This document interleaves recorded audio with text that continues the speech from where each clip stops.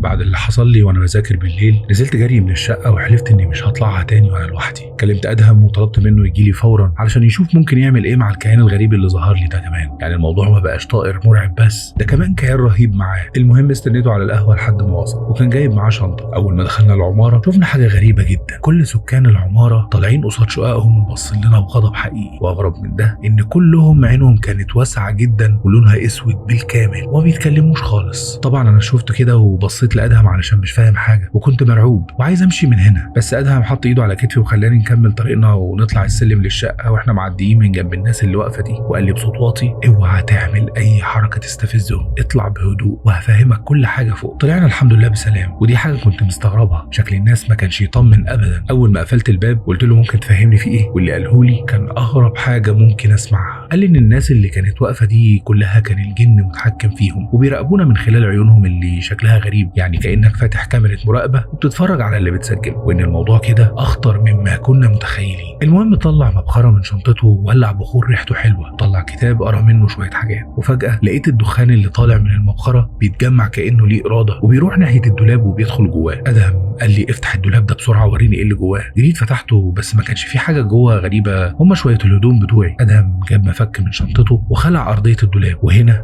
كانت المفاجأة. أرضية الدولاب كان فيها كتاب سحر قديم جدا. أدهم مسك الكتاب ولسه بيفتحه سمعنا صوت الطائر المرعب ده وشفته واقف على الشجرة قدام الشباك، بس أدهم ما اهتمش وقال لي إنهم بيحاولوا يشتتوا تفكيرنا وبيعطلونا نوصل لسبب كل ده. أدهم فتح الكتاب وأول ما فتحه حصلت حاجة غريبة جدا، الحيطة اللي قدامنا لقيناها بتتشقق في كذا اتجاه كأنها إزاز بيتكسر، ولقيت أدهم اتفزع واترمى على الأرض وهو بيحاول يبعد عن الحيطة، لدرجة إني استغربت وقلت له في إيه مالك؟ ناولني الخاتم اللي كان لابسه وقال لي البس الخاتم ده وانت هتشوف. انا خدت الخاتم من ادهم واول ما لبسته حصلت حاجه غريبه جدا، الحيطه اللي قدامي كانت بتتموج وتتفتح فيها فتحه كبيره واللي كان جوه شيء رهيب. ساعتها بس عرفت ان عمرنا ما هنطلع من الشقه دي احياء.